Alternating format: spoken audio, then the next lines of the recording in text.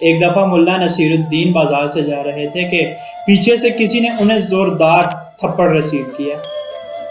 ملا صاحب نے غصے سے پیچھے دیکھا۔ وہ شخص گھبرا کر بولا، معاف کرنا، میں سمجھا میرا دوست ہے۔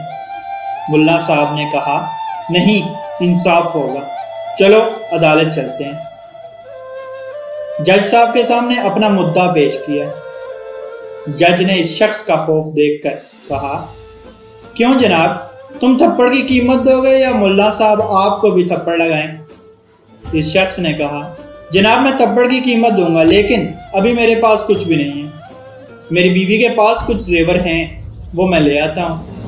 جج نے کہا، ٹھیک ہے، جلدی لے کر آؤ۔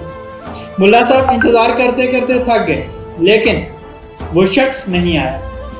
ملا صاحب اٹھے اور رکھ کے ایک زور کا تھپڑ جج صاحب کو مارا اور کہا، اگر وہ زیور لائے تو تم رکھ لینا۔ 3 سال کے انتظار کے بعد بھی کوئی خوشگمان تبدیلی کی بات کرے تو عرض کیجیے گا۔ عذرائے تفنن، اللہ پاک آسانیاں حاصل اور تقسیم کرنے کا شرف عطا فرمائے، آمین، جزاک اللہ۔